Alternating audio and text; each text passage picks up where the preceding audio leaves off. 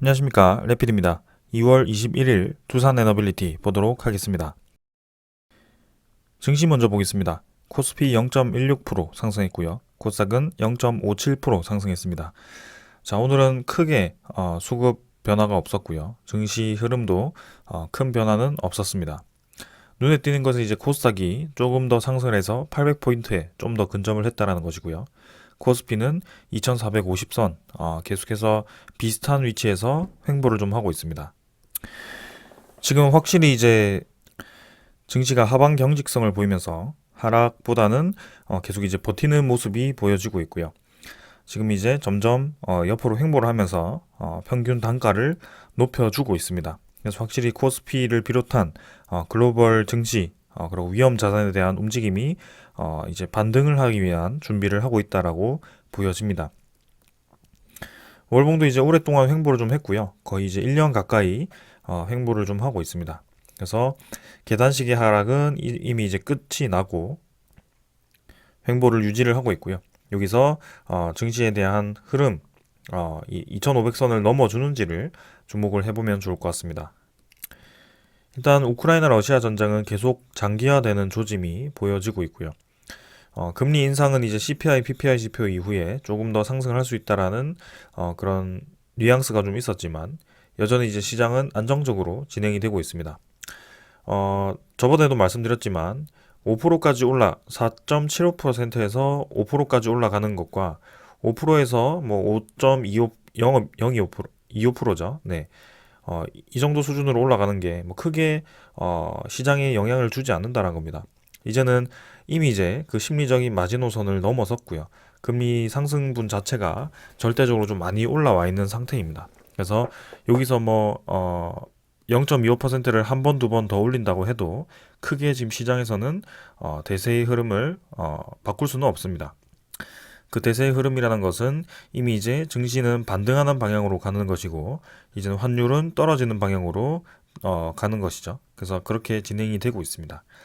여기서 이제 만약에 최악의 상태, 인플레이션이 갑자기 엄청나게 올라가서 물가 상승률이 CPI가 이 전달보다 훨씬 많이 올라갔을 때, 그래서 FOMC가 다시 한번 열렸을 때, 네, 거기서 금리 인상을 강하게 진행하겠다는 그런 발언이 나온다면 이제 올라갈 수, 증시가 떨어질 수 있겠지만 그런 상황이 이제 나올 가능성은 거의 제로에 가깝습니다. 그래서 이제 완곡히 이제 러시아 우크라이나 전쟁이 언제 이제 끝날지도 모르겠지만 결국에는 그런 전쟁 초기보다는 전쟁 후반으로 갈수록 이제 초반보다 이제 물동량이 많이 풀린 상황이고요. 그리고 코로나로부터 이제 전 세계가 해방이 됨으로써 거기에 대한 그런 반사 어, 효과죠. 그래서 코로나가 회복되면서 그런 생산성도 높아질 겁니다. 그래서 그런 막혔던 그런 물품들이 다시 한번 시장에 풀리는 그런 상황이 만들어질 거기 때문에 점점 이제 물가는 떨어지는 방향으로 진행될 거라고 생각을 하고 있습니다. 일찌감치 이 금리를 인하시켰던 이유가 코로나로 인한 그 경기 악화였습니다. 근데 지금 이제 코로나에 대한 회복이 있기 때문에 금리 인상을 진행을 했던 거고요. 거기에 대해서 이제 물가에 초점을 두고 있었는데 이제 물가를 해결할 수 있는 근본적인 원인이 지금 하나둘씩 해결이 되어 가고 있다라고 좀 보시면 될 것 같습니다. 자, 그래서 시간을 두고 계속 한번 보겠습니다. 그 다음에 외국인 투자자는 오늘 290억 정도 매수했고요. 기관 투자자는 930억 정도 매도하면서 네, 오늘 크게 움직임 없었습니다. 외국인 투자자는 계속 뭐 크게 매도를 계속 이어가지 않고 우리나라 증시 전체에서는 매수세를 유지를 하고 있고요. 기관 투자자는 매도를 조금 멈추었지만 아직까지는 연속적인 흐름은 보이지 않고 있습니다. 그 다음에 이제 코스닥이고요. 코스닥은 지금 241선을 뚫고 나갔습니다. 오히려 코스피보다 좀 강하게 진행이 되어가고 있고요. 코스피는 계속 횡보를 하고 있지만 코스닥은 점점 상승세를 높여가면서 이 상승폭을 높여가면서 점점 위로 올리고 있습니다. 그래서 어느덧 이제 800선을 거의 회복하기 직전이고요. 이미 이제 전고점을 넘어선 지 오래됐고 전전고점이죠. 여기서 이제 상당히 이제 높이 올라왔습니다. 그래서 그동안 코스피 대비 코스닥이 좀 약하게 움직였었는데요. 그 약한 움직임을 단번에 이제 메워주면서 코스닥 시가총액 상위 종목 위주로 좀 크게 상승이 나와주고 있습니다. 자, 그래서 코스닥에 대한 그런 추세 상승은 계속 이어지고 있다는 점을 말씀드리고요. 여기서 우리나라 증시에 대한 분위기 나쁘지 않습니다. 기관 투자자, 외국인 투자자는 약 매도를 했지만 크게 중요하지 않은 것 같고요. 지금은 전체적인 증시가 서서히 이제 올라가는 방향으로 가고 있다. 이렇게 계속 지켜보시면 될 것 같습니다. 환율은 이제 조금 더 올랐습니다. 1301원이네요. 어제보다 좀 올라서 지금 1300원대를 계속 터치를 하고 있습니다. 여기서 이제 더 밀어 올릴 것인지 아니면 저항을 막고 조금 떨어질 것인지가 결정이 될 건데요. 어느 순간 이제 환율이 떨어질 수밖에 없다라고 보고 있습니다. 그래서 환율이 여기서 계속 올라갈 수는 없다라고 보고 있고요. 조금 더 올라갈 수는 있더라도 꾸준히 올라가서 V자로 완전히 1,400원까지 올라간다. 이런 상황은 만들어지지 않을 거라고 보고 있습니다. 저는 1,300원 정도를 고점으로 생각하고 있고 여기서 다시 한번 떨어뜨리는 방향으로 진행될 가능성이 커 보인다라고 말씀을 드리겠습니다. 자, 결국에는 낮아지는 방향으로 간다. 계속 말씀드리기 때문에 넘어가겠습니다. 그 다음에 이제 지수 선물 보겠습니다. 선물은 미국 증시 한 1% 가까이 지금 하락을 하고 있고요. 유럽 증시도 지금 조정을 좀 받고 있습니다. 0.5% 정도 하락하고 있고요. 지금 특별한 이유 때문에 크게 하락하는 건 아니지만 선물 지표는 조금 하락을 하고 있습니다. 그래서 장 끝까지 한번 봐야지 알 것 같은데요. 지금은 오늘은 조금 조정을 받는 분위기인 것 같습니다. 채권 금리는 미국 10년물 국채금리 3.88%. 그래서 쌍바닥을 다지고 이제 조금 올라왔는데요. 지금은 3.9% 수준, 3.8% 수준에서 계속 유지를 하고 있습니다. 그래서 환율이 조금 올라가면서 같이 좀 올라갔지만 여전히 이제 환율과 같이 떨어질 확률이 높다라고 말씀을 드리고 싶고요. 지금은 국채 금리는 어느 정도 자리를 잡고 있지만 내려갈 확률이 높다라고 보고 있습니다. 자, 그래서 시장은 여전히 횡보를 하고 있거나 혹은 상승 준비를 하고 있습니다. 하루는 내려갈 수 있고 하루는 올라갈 수 있겠지만 전체적인 추세는 계속 바닥을 다지고 올라가는 방향으로 진행이 되고 있습니다.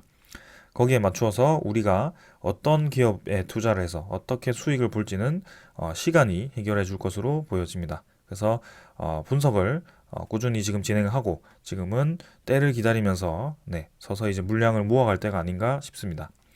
자, 오늘 여기까지 하고요. 종목으로 넘어가도록 하겠습니다. 두산 에너빌리티 보겠습니다. 480원 상승해서 3.05% 상승했고요. 16,200원으로 마무리가 되었습니다. 자, 오늘은 코스피 상승보다는 조금 더 상승을 해서 진행이 되었고요. 장 초반부터 상승을 시켜서 장 후반까지 비슷한 가격대로 유지가 되었습니다. 시간의 거래는 크게 없었습니다. 평소와 유사하게 진행이 되었고요. 16,200원으로 동일하게 마무리가 되었습니다. 자, 지금 오늘 이제 상승이 나왔지만 오늘도 이제 거래량이 사실 어제보다는 한 2배 정도 증가를 한 상황입니다. 그러나 여전히 이제 500만 주 수준이고요. 거래량을 아직까지는 신뢰할 만한 그런 거래량은 아니다라고 말씀을 드리고 싶습니다. 그래서 상승이 나오더라도 결국에는 증시가 떨어지거나 좀 이제 떨어질 이유가 생긴다면 다시 떨어질 수 있고요. 혹은 떨어질 이유가 없더라도 떨어지는 상황이 생깁니다. 그리고 갑자기 또 올라가고요. 그래서 지금 계속 이제 이 구간을 오랫동안 횡보를 하고 있는 그런 상황이 만들어지고 있습니다. 그래서 결국에는 우리가 생각하는 그 그림대로 또다시 이제 횡보를 시작하고 있고요. 여기서 저 며칠째 이제 말씀을 드렸지만 한 2주 정도 빠르면 이제 1주 정도 시간에 걸쳐서 주가를 올리고 한 달 반, 2달에 가까이 주가를 떨어뜨리고 이런 과정이 지금 계속 반복이 되고 있다는 것을 말씀을 드렸습니다. 그러는 와중에 이렇게 저항선을 맞는 그런 17,400원은 계속 저항을 이렇게 주고 있고요. 지지를 할 수 있는 그런 지지 라인은 또 지지를 주고 있습니다. 계속 이제 주가가 갇힌 채로 지금 정확하게는 이제 작년 말부터죠. 한 10월부터 지금까지 이어졌고요. 한 4, 5개월 동안 거의 반년 가까이를 횡보를 한 상황입니다. 그렇기 때문에 이제 이 주가의 움직임이 없기 때문에 상당히 이제 지루한 분들도 많았을 거고요. 그리고 이 이전에 2만 원대에서 투자를 하고 지금 추가로 매수를 하지 않은 분들은 단가가 이제 여기에 형성된 분들은 상당히 이제 답답한 구간이 되었을 수 있습니다. 그러나 이제 이 구간은 분명히 이제 기회가 될 수 있다라고 말씀을 좀 드렸고요. 지금은 이전에 오랫동안 눌러왔던 그 구간과는 다른 상황이 좀 만들어졌다는 것을 계속 언급을 드렸습니다. 그래서 유상증자라든지 뭐 블록딜이라든지 뭐 그런 이제 추가적인 돌발 악재가 발생할 확률이 많이 줄었다라고 말씀을 드리고 싶고요. 자신 있게 이제 0%라고 말씀을 드리고 싶지만 아무래도 이제 경영진에 대한 의도를 100% 파악할 수 없기 때문에 0%라고는 말씀을 드리진 않겠습니다. 그러나 한 가지 말씀드릴 수 있는 것은 두산 에너빌리티에 대한 부채 비율은 100% 초반대로 진행이 되었고요. 유동 비율 또한 80% 수준으로 이전보다 훨씬 많이 개선이 되었습니다. 그리고 그동안 진행해왔던 그 재무 개선 과정에 있어서 결국에는 올랐다가 떨어졌지만 평균적으로는 계속 주가가 올라가고 있다는 것은 틀림이 없습니다. 그래서 어제도 말씀드렸지만 지금 세 번의 정도의 유상증자로 재무 개선을 이루었지만 첫 번째, 두 번째 유상증자는 들어가신 분들은 상당히 이제 큰 수익을 얻을 수 있는 기회도 있었고요. 지금 가격대에서도 수익을 볼 수 있는 구간이 진행이 되고 있습니다.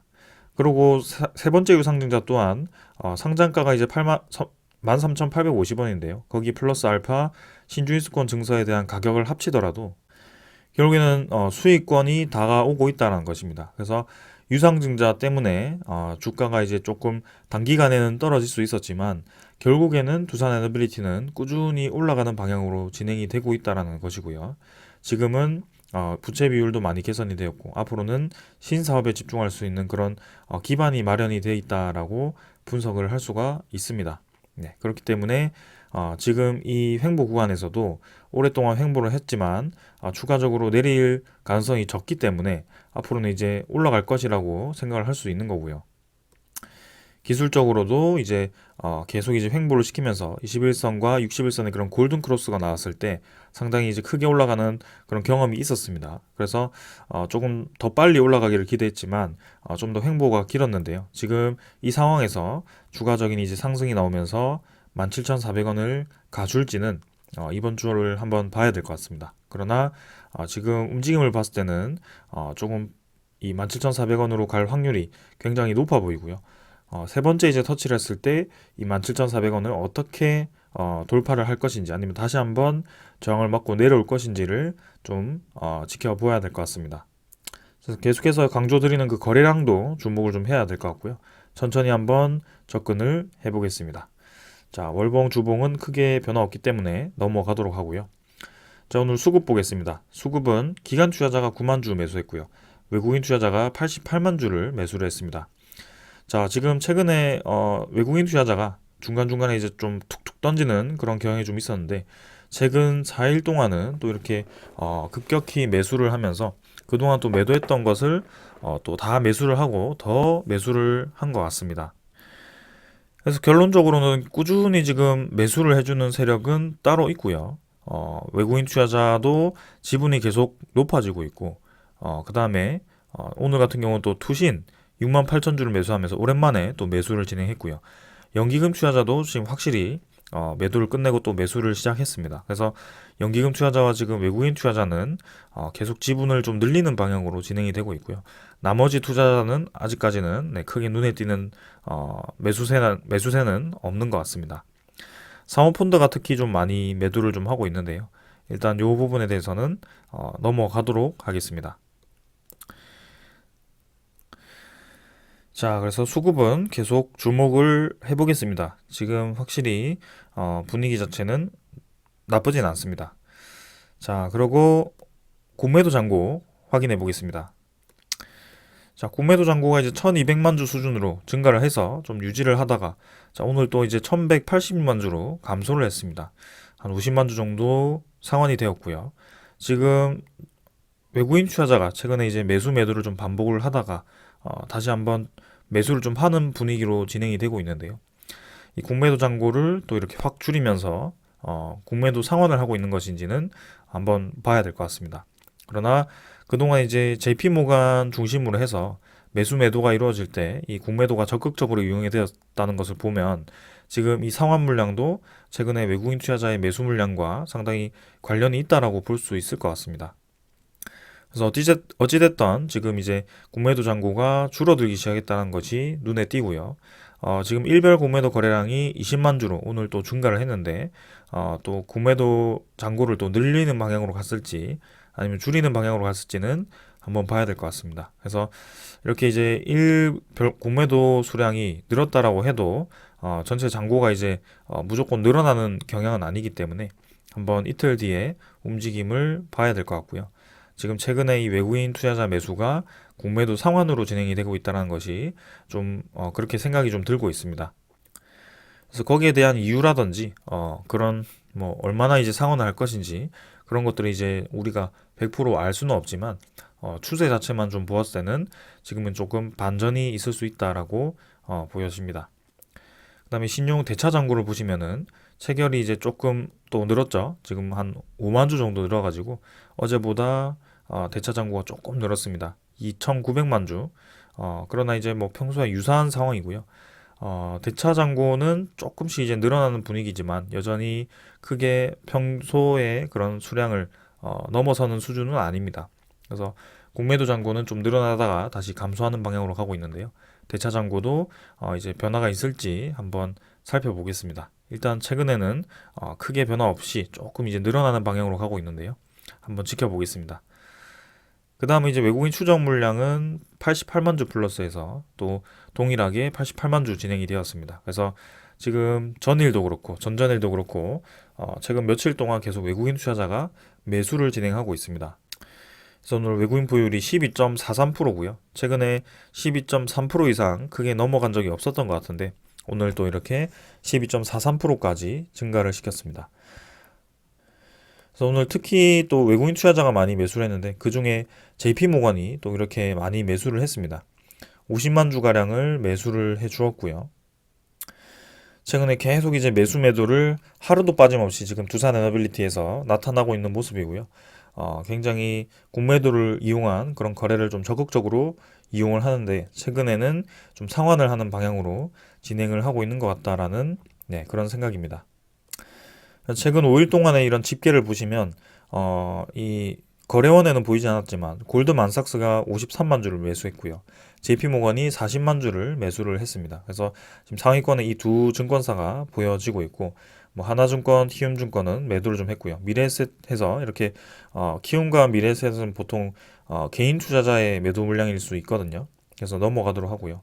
그다음에 10일 동안의 평균을 내더라도 JP모건과 골드만삭스가 눈에 띕니다. 그리고 신한증권은 40만 주 정도 이렇게 매도 1위로 잡혀 있고요. 하나증권도 마찬가지.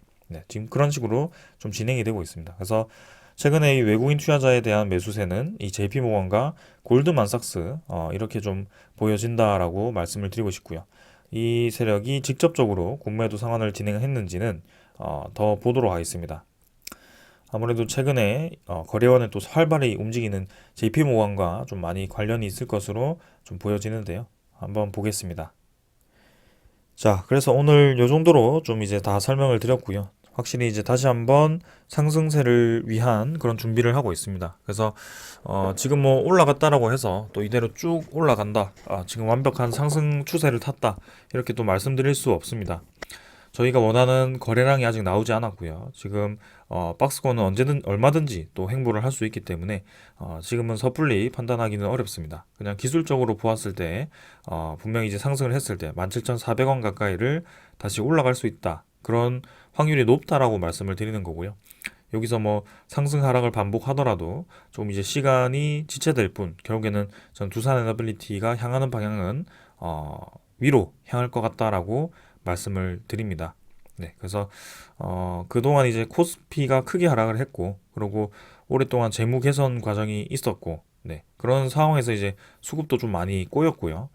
그렇기 때문에 시간이 굉장히 좀 많이 흘렀습니다. 그러나 다시 한번 이제 1차 상승, 2차 상승 그런 대상승이 나올 수 있는 그런 자리가 또 만들어지고 있다는 것이 보여지고 있고 이 그동안의 패턴을 보았을 때 언제든지 한번 어떤 명분을 가지고 또 올릴 수 있습니다. 자, 그래서 분명히 이제 두산 에너빌리티를 비롯한 그런 관련 섹터들 있죠. 네, 그런 섹터들이 같이 움직일 가능성이 크기 때문에 그런 것들도 한번 계속 주목을 해볼 필요가 있겠습니다. 자, 그래서 넘어가도록 하고, 네, 오늘 이제 전해드릴 소식, 네, 가져와 봤습니다. 자, 먼저 전해드릴 소식은요. 오늘 이제 증권 리포트가 또 하나가 공개가 되었습니다. 오늘 2월 21일자로 공개가 되었고, 자, 두산 에너빌리티 기대 위에 수주를 쌓아 올리다라는 제목입니다. 자, 내용을 살펴보시면 원전 수주가 이제 실체화되고 있다라는 얘기가 나왔습니다. 그래서 한동안 부재했던 원전 수주가 2022년엔 1.7조 원, 요거는 이제 이집트 원전이죠.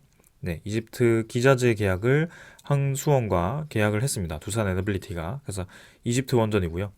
2023년은 3.3조 원이 예상되는데 여기서 2.2조 원은 신한울 3, 4호기입니다.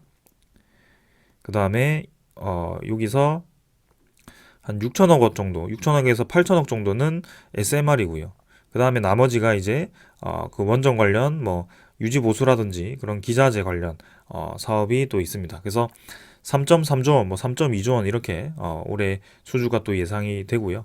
그 다음에 2024년 까지는 5.1조 원이 5.1조 원까지 또 수주가 예상이 되고 있습니다. 그래서 매년 대형 원전 관련 수주 금액이 거의 2배씩 네, 증가를 하는 그런 상황이고요. 그래서 신한울 3, 4호기에 대한 수주는 거의 이제 확정적이다. 그래서 2023년은 네, 3.3조원을 무난히 달성할 것으로 보이죠. 뉴스케일 파워도 관련 SMR 기자재 공급을 기다리고 있기 때문에 이미 이제 계약을 했을 겁니다. 그래서 수주 계약이 이미 저는 3조 가까이가 진행이 되고 있다라고 보여지고요. 이제 2024년을 어떻게 채울지가 문제가 되는데 지금 수의 계약 형태로 진행하는 폴란드 퐁투누프는 2023년 하반기 재원 조달에 합의가 되면 이제 본계약 가능성이 매우 높다라고 얘기를 했습니다. 그래서 어제도 관련 소식을 전해드렸는데요. 올 하반기, 빠르면 올 하반기에 이 폴란드의 폴란드 원전의 본계약을 체결할 가능성이 있다라고 말씀을 드렸습니다. 그래서 다음 달에 지금 한국 관련 그 정부와 그 다음에 폴란드 쪽 관련 정부와 기업들이 이제 모여가지고 워크그룹을 만들기로 했고요. 관련해서 이제 실시간으로 모니터링을 하면서 적극적으로 그 퐁트누프 사업에 대해서 준비를 하겠다라고 네, 그런 의지를 다지는 상황입니다. 그래서 단순 MOU 체결만으로 끝난 것이 아니고요. 그 MOU 이후에 후속적으로 지금 계속 진행이 되고 있다는 것이 상당히 중요한 사실이고요. 구체적인 이제 본계약 가능성까지 얘기가 나온 것으로 보았을 때는 진행도가 상당히 빠르다라고 보여집니다. 그래서 어제도 말씀드렸지만 폴란드 그 부총리, 사신 부총리죠. 첫 번째 원전에 대한 완공을 2034년이었죠. 네, 그 정도로 이제 빠르게 좀 원하는 상황이고요. 그렇게 빠르게 원하기 때문에 계약도 지금 빠르게 진행이 될 것으로 보여집니다. 네, 그래서 실제로 이 퐁트누프 수주가 2기가 될지 4기가 될지는 모르겠지만 추후에 그 소식이 나오겠지만 확실히 이제 가능성이 높아지고 있다는 것이 보여지고요. 그래서 이 오늘 리포트의 핵심이 이제 원전과 대형 원전과 이 평균 1.2조 원의 연평균 1.2조 원의 수주가 예상되는 그 SMR에 주목을 한 것입니다. 그리고 그 이외에도 가스터빈 시장에서 연간 6천억 원, 풍력 시장에서는 연간 약 9천억 원의 기자재 수주가 기대가 된다라고 하고요. 이 9천억 원의 기자재 수주 이외에도 지금 서비스 사업도 분명히 있습니다. 그래서 두산 IR 자료를 보시면은 핵심은 그 지멘스 가메사라는 그 해상 풍력의 1위 기업과 두산 에너빌리티가 직접 협력을 하게 되고요. 특히 이제 지멘스 가메사가 지금 전 세계 해상 풍력의 시장에 침투를 하고 있는 그 상황에서 우리나라 이 시장에 들어왔을 때 지금 두산 에너빌리티와 그 서비스라든지 OEM이라든지 네, 그런 유지 보수 관련한 계약을 할 것으로 네, 이렇게 점쳐졌습니다. 그래서 두산 에너빌리티도 직접 그 블레이드를 생산하고 그런 해상 풍력 관련 기자재를 생산을 하기 때문에 아무래도 그 지멘스 감에서 협력을 해서 그 한국의 생산 기지를 또 이렇게 두산 에너빌리티와 협력을 하는 것이 아닌가라는 그런 기대감도 있고요. 향후 이제 2025년 이상으로 갔을 때는 매년 해상풍력 관련 수주 규모가 3조에서 4조 가까이로 늘어날 것으로 기대가 되기 때문에 앞으로 계속 이 목표 주가는 올라갈 것으로 네, 보여집니다. 그래서 지금 이제 변경 이전과 동일하게 뭐 2만 1,000원으로 이렇게 수준을 정했지만 저는 뭐 이 2만 1,000원으로 다시 도달하면 이 목표 주가는 또 올라갈 것으로 보여집니다. 그래서 NH투자증권은 지금 2만 원 정도로 목표 주가를 정했지만 이 주가 자체가 중요한 것이 아니고 결국에는 그 성장성 자체가 확실히 이제 이 증권 리포트가 나올 정도로 성장성이 보이고 그다음에 이렇게 구체적인 목표가가 정해질 정도로 이제는 재무 구조가 안정적으로 바뀌었다라고 볼 수 있을 것 같습니다. 자, 그래서 관련 소식, 폴란드 관련 소식은 추가로 업데이트 되는 대로 바로 여러분들께 전해드리도록 하겠습니다. 자, 그 다음은 이제 뭐 한미, 체코 뭐 공동 수주가 물 건너갔다. 사업자 한 곳만 선정을 한다 이런 얘기가 좀 나왔습니다. 그래서 내용을 좀 살펴보면 원전 발주처 체코 전력공사 CEZ죠. 본지 인터뷰에서 이제 밝혔다라고 하고요. 두코바니 추가 원전과 테멜린 2기를 이제 추가를 추진을 하고 있는데 여기서 두코바니 원전 사업의 발주처인 체코 전력공사가 한 곳을 이제 채택을 하겠다라는 그런 원칙을 분명히 했다라고 합니다. 그래서 한 회사를 선택한다고 예상을 했고요. 이 얘기는 이제 이 체코가 뭐 한 기를 짓는다라는 게 아니고 한 기에서 이제 세 기까지 짓는다라고 했기 때문에 처음에 이제 한 기를 선택한 그 기업을 이 나머지 두 기까지 플러스 두 기라고 할게요. 네, 요거까지 다 이제 건설을 맡기겠다라고 얘기를 한 겁니다. 그래서 여기서 나오는 이제 윤석열 대통령과 조 바이든 미국 대통령이 합의한 한미 원전 동맹이 실현되지 않는다는 것은 조금 이제 내용이 맞지 않다고 말씀을 드리고 싶고요. 이 한미 원전 동맹이라는 것 자체는 분명히 말씀드리지만 웨스팅하우스가 이제 수주를 하고 그 다음에 한국전력과 그 다음에 한수원이 이제 그 우리나라의 제조 기술을 살려서 이제 약간 수주는 미국이 하고 그 아래 이제 기자재라든지 그런 공사 관련은 또 한수원이 하는 그런 시스템으로 이제 협력을 논의를 했었습니다. 작년 6월이죠. 그래서 그게 이제 조금 이제 불합리했기 때문에 한수원에서 좀 이제 하청업체로 전락할까봐 걱정을 해서 조금 더 그 주권을 내세운 건데요. 거기서 이제 웨스팅하우스와 협의가 좀 진행이 되지 않았던 것 같습니다. 그래서 지금 얘기하는 그 한미 원전 동맹도 아무래도 이제 전부 뭐 미국이 원전 한 기를 건설할 테니 한국이 나머지 하나를 건설해라는 게 아니고요. 하나를 건설할 때 웨스팅하우스의 기술과 그다음에 우리나라의 제조 기술이 합쳐진다. 이런 점에서 이제 동맹이기 때문에 지금은 조금 다른 얘기라고 볼 수 있을 것 같습니다. 자, 그래서 내년에 뭐 최종 사업자를 뽑고 2029년에 착공해서 2036년에 상업 운전에 돌입한다라는 계획이기 때문에 거의 뭐 공사 기간이 7년밖에 되지 않습니다. 그래서 상당히 빠르게 이 완공을 해야 되는 상황이고요. 그만큼 이 제조 기술이 뛰어나야 된다라고 말씀을 좀 드리고 싶습니다. 그래서 이렇게 이제 납기 기한을 지켜주고 그리고 경제성 있는 가격으로 지어줄 수 있는 그런 국가는 한국이 지금은 제일 유리하다라고 볼 수 있을 것 같고요. 최근까지 원전 건설을 꾸준히 진행해왔기 때문에 상당히 메리트가 있다라고 보고 있습니다. 그러나 그럼에도 불구하고 체코가 이제 외교 문제 때문에 혹은 이제 안보 문제 때문에 이제 미국을 선택할 수도 있다라는 그런 가능성도 있기 때문에 마지막까지 한번 지켜보아야 될 것 같습니다. 자, 그래서 관련한 이제 뭐 원전 협력은 또 다다음 달이죠. 4월 달 말에 지금 우리나라 대통령이 미국에 국빈으로 방문을 할지 안 할지는 공식적인 그 발표는 나지 않았지만 그런 소식이 좀 들려오고 있었습니다. 그래서 거기에서 원전 관련 협력을 다시 한번 언급할 가능성이 높아지고 있기 때문에 그 4월 달에 이제 결판이 나고 그 뒤에 발생할 수 있는 그런 폴란드 원전이라든지 뭐 체코 원전이라든지 그런 것들에 대해서 충분히 협력을 할 수 있다. 그리고 그렇게 협력을 하게 된다면 웨스팅하우스가 지금 이미 수주를 했던 그 부분에 대해서도 충분히 우리가 참여를 할 수 있다. 그런 기회가 온다라고 말씀을 좀 드리고 싶습니다.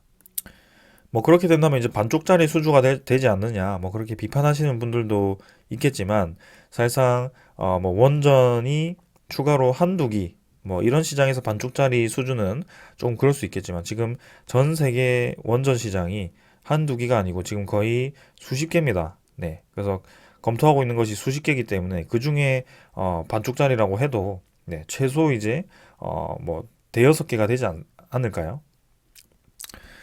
그래서 그 반쪽짜리 수주를 했을 때 이집트에서도 지금 3조 가까이 수주를 했었고요. 그중 1.6조 원을 두산 에너빌리티가 받아왔기 때문에 상당히 시장은 이제 기대가 된다라고 말씀을 좀 드리겠습니다. 자, 그리고 이제 우리나라에서 지금 SMR에 대한 경각심을 좀 가져야 된다라고 이렇게 또 한수원 사장이 얘기를 했고요. 개발은 이제 시작이 되었고 예산도 이제 4천억으로 잡았지만 사실 이미 SMR 시장을 두드리고 있는 기업들이 많이 있습니다.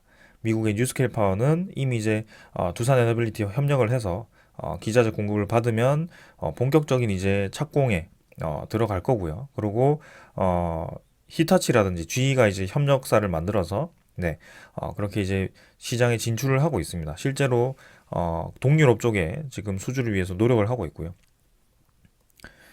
그 다음은 영국의 롤스로이스라는 그런 기업도 지금 SMR 수주를 위해서 지금 계속 준비를 하고 있습니다.